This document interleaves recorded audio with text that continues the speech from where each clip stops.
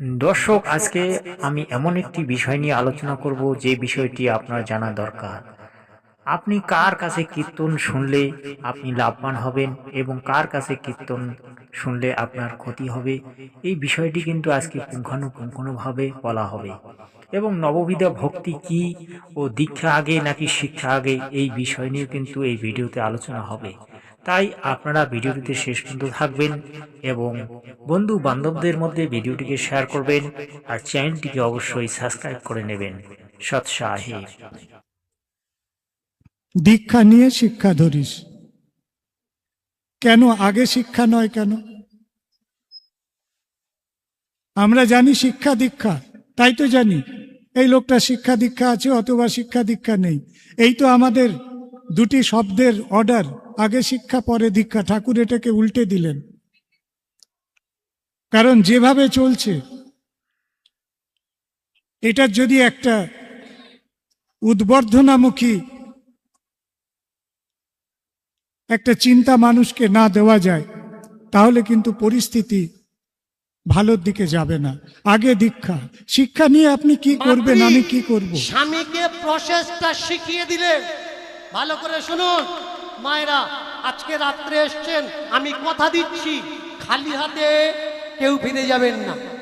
বলুন তো, শুনেছেন বাচ্চাদেরকে জন্মদিনে মা বাবা তার নখ কাটতে দেয় না? কাটতে দেয়? কাটতে দেয় না। কি এদিকের মায়েরা কাটতে দেয়? কাটতে দেয় না। জন্মদিনে না তো নখ কাটতে দেয়, না তো চুল কাটাতে দেয়। বলুন তো, জন্মদিনে নখ আর চুল কাটতে নেই কেন? বলবেন? যে বলতে পারবে আমি কথা দিচ্ছি 1 কিলো টাটা লবণ তার আমাদের তরফ থেকে দিয়ে যাব। 1 কিলো টাটা লবণ বলতে পারবেন? ভালো করে মন দিয়ে শুনুন, এর জন্য কীর্তন শোনার দরকার। এই লাইভ চলছিল, আমি বললাম আগে বন্ধ করো, কারণ কেউ যদি বাড়িতে বসে কীর্তন শুনে টিভির দিকে করে, ভালো করে খেয়াল করবে, কীর্তন তো টিভিতে বা বড় পর্দায় কদাচ শোনা উচিত না। কীর্তনের একটা নিয়ম আছে। যদি আপনি টিভিতে খাটের উপরে বসে শোনেন, পা আপনার কোন দিকে থাকবে? সরাসরি কীর্তনিয়ার দিকে থাকবে। তাহলে কীর্তনিয়া ভগবানের স্বরূপ হয়, আর বাড়িতে বসে কীর্তন শুনছেন, পাটা কোন দিকে দিলেন? কীর্তনিয়ার দিকে দিলেন। এটা চরম অপরাধ হয়ে যায়। এই টোকা বিহার পেরিয়ে আমাদের ইউপিতে ঢুকবেন, উত্তরাখণ্ড ঢুকবেন।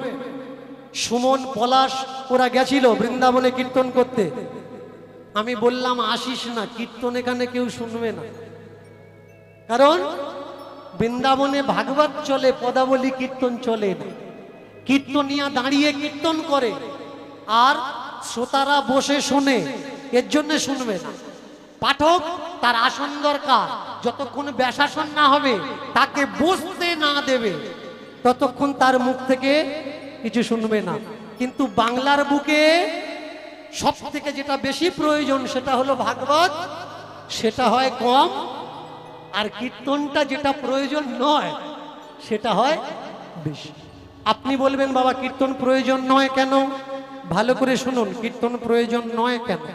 কারণ আপনি স্কন যান বা গৌড়ীয় মঠ যান, মূল মঠ হচ্ছে সরস্বতী গৌড়ীয় মঠ, তার থেকে সবাই এসছে। যেখানে আপনি যাবেন, এরা কীর্তনিয়াদের মুখ থেকে কীর্তন শুনতে চায় না। কেন? এরা শুদ্ধাচারী না, এরা শাকাহারী না, এরা প্রসাদ ভোজী না। তাই যাত্রার মুখ থেকে যদি কীর্তন শোনো, তুমি যাতা হয়ে যাবে। এটা কীর্তন নয়, এটা তো টপ্পা মারা দুটো কথা হলো। এর জন্য বাছাই করে কীর্তন শোনার দরকার।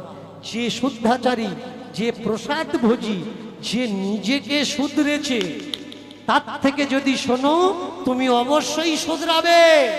আর যে নিজে শুধরায়নি, তার থেকে যদি নাও, যত নেবে তুমি শুধরাবে না। এত কীর্তন শুনছো, শুধরাচ্ছ না কেন? কারণ যারা কীর্তন করছে এরা শুধরায়নি। তোমরা কি করে শুধরাবে? এই বাজারে যদি মলম বিক্রি হয় আর সে যদি বলে চুলকুনার মলম লাগাও, চুলকুনা ভালো হয়ে যাবে, দেখতে হবে ও যে চুল কাটছে, যে মলম বিক্রি করছে ও তো নিজে চুল কাটছে। তাহলে চুলকুনা যদি সারতো, ওর মলমে ওরটা সারতো না? ও সারেনি মানে কি সারবে?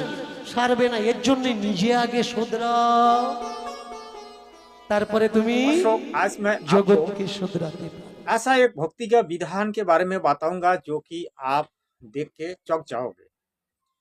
श्री रामचंद्र जी ने माता शबरी को नवविधा भक्ति के बारे में बताया था। रामचरित मानस में इसकी प्रमाण है। रामचरित मानस से आज मैं आपको प्रमाण दिखा रहा हूं।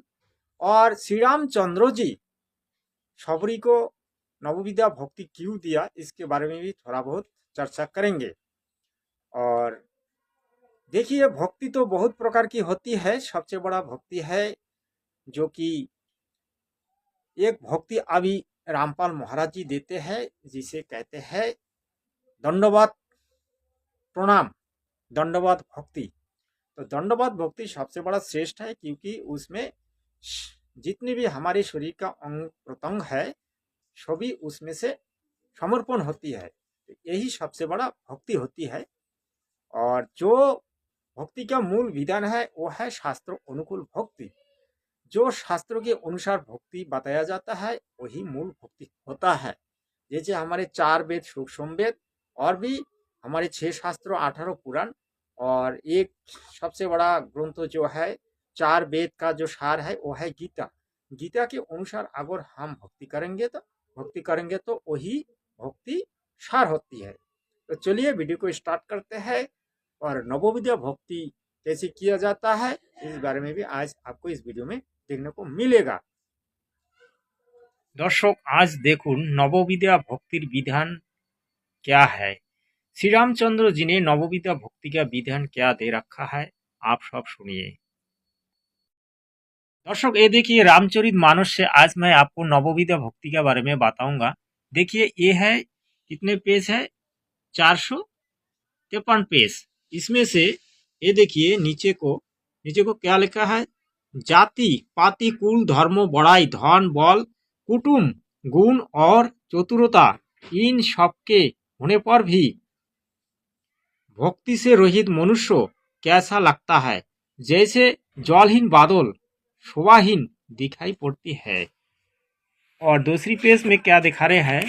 देखिए दूसरी पेज में ये देखिए, मैं तुझसे अपनी नवोदा भक्ति कहता हूँ, तू सावधान होकर सुन और मन में धर्म की पहली भक्ति है संतों का सत्संग। अच्छा, धर्म का पहली भक्ति है संतों का सत्संग, ये बताया। अच्छा, ये इसमें ये बोला तू सावधान होकर सुन और मन में धारण कर। पहली भक्ति है संतों का सत्संग, दूसरी भक्ति है मेरे कथा प्रसंगों में प्रेम। रामचंद्र भगवान जी कह रहा है। किसको कह रहा है हम बाद में बताएंगे। तीसरी भक्ति है अभिमान रहित होकर गुरु के चरण कमलों का सेवा। और चौथी भक्ति यही है कि कपट छोड़कर मेरे गुण समूह का गान करे। मेरे अर्थात राम मंत्रों का जाप और मुझ में दृढ़ विश्वास, यही पांचवा भक्ति है जो वेदों में प्रसिद्ध है। छोटी भक्ति है इंद्रियों का निग्रह, शील, अच्छा स्वभाव या चरित्र, बहुत कार्य से वैराग्य और निरंतर संत पुरुषों के धर्म अर्थात आचरण में लगे रहना। साध्वी भक्ति है जगत भर को समभाव से मुझ में ओतप्रोत राममय देखना और संतों को मुझसे भी अधिक करके मानना। आठवीं भक्ति है जो कुछ मिल जाए उसी में संतोष करना और सपनों में भी पराये दोषों को ना देखना। नवी भक्ति है सरलता और सबके साथ कपट रहित बर्ताव करना। हृदय में मेरा भरोसा रखना और किसी भी अवस्थान में हर्ष और दैन्य अर्थात विषाद का ना होना।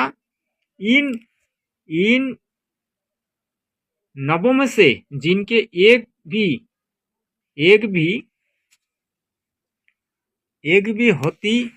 भी होती है, वही स्त्री पुरुष जड़ चेतन कोई भी हो। किसको कह रहा है? हे भामिनी, मुझे वही अत्यंत प्रिय है। फिर तुझमें तो सभी प्रकार की भक्ति दृढ़ है।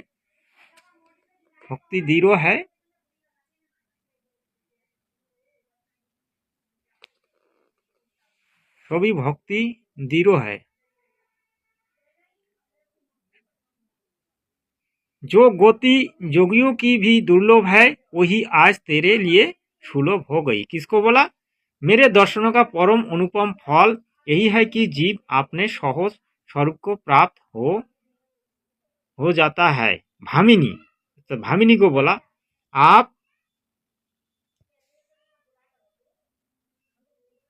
यदि तू गौस गामिनी जानकी की कुछ खबर जानती है तो बता। अब बताओ, रामचंद्र जी ने किसको पूछा? शबरी को नवविधा भक्ति दिया और शबरी से पूछ रहा है जानकी के बारे में, अगर तेरे को कुछ पता है तो तू बता दे। हे रघुनाथ जी, आप पंपा नामक सरोवर की जाइए, वहां आपकी सुग्रीव से मित्रता होगी। हे देव, हे रघुवीर, वही सब हाल बतावेगा। हे दीर्घबुद्धि, आप सब जानते हुए भी मुझसे पूछते हैं। रामचंद्र भगवान को ऐसा बोला। दर्शक, अभी और कुछ डिस्कस करते हैं। जैसे श्री रामचंद्र जी ने शबरी माता को नवविधा भक्ति दी, उस टाइम उन्होंने पूछा था। कौन पूछा था? श्री रामचंद्र जी ने पूछा कि शबरी जी, आपको अगर पता है तो आप जानकी के बारे में बताइए। अगर श्री रामचंद्र जी असली भगवान है, अंतर्जामी है, तो क्यों वो भक्तों को पूछेगा? क्योंकि श्री रामचंद्र जी अंतर्जामी नहीं था, वो एक मनुष्य था। मनुष्य को भी अंतर्जामी हो ही नहीं सकता, सिर्फ भगवान ही अंतर्जामी हो सकता है। अंतर्जामी एक आदमी हो सकता है, वो है परमात्मा। तो परमात्मा कौन है? परमात्मा का नाम है सत्यम, जो कि आज हम लोगों को पता लग गया। जैसे कि वेदों में और सूक्ष्म वेद में इसके बारे में जानकारी है। तो क्या है, आज हम लोगों को इस जानकारी के अनुसार चलना पड़ेगा। और ओम तत्सत जो मंत्र है, ओम तत्सत मंत्र की विधान से हमें भक्ति करना पड़ेगा, जो कि आज बहुत सारे संतों बताते हैं। जैसे बहुत सारे ऐसे आप संत आपको देखने को मिलेगा। मैं आपको 2-4 नाम बता दूं। एक तो है जगतगुरु तत्वदर्शी संत रामपाल महाराज, और दूसरी है हमारे बंगाल का एक है तीनों कृष्ण ठाकुर, और इधर एक है जो कि अभी अनिरुद्ध आचार्य जी भी थोड़ा बहुत बताने लग गया। हाँ, धीरे धीरे वो भी बताएगा। और देवकी नंदन ठाकुर जी भी धीरे धीरे बताने लग गया, और प्रेमानंद ठाकुर जी भी धीरे धीरे बताने लग गया। ऐसे धीरे धीरे सब बताएगा, लेकिन ये सब जल्दी नहीं बताएगा, क्योंकि ये लोग पहले जो बात की उस बातों में आज ये लोगों को डर लग रहा है, सच्चाई सामने आ रहा है, इसलिए ये लोग डर के मारे सही बताते नहीं है। ये लोग कहते हैं राधे ही राधे। राधे नाम से कुछ नहीं होता है, आपको सही नाम जपना है, शास्त्र अनुकूल नाम जपना है। तो आज के लिए इतना ही है। अगर वीडियो अच्छा लगे तो आप चैनल को सब्सक्राइब करें, और ऐसा वीडियो अगर आपको पसंद आए तो कमेंट में जरूर बताइए। मैं ऐसे वीडियो आगे लाता रहूँगा। सत साहेब।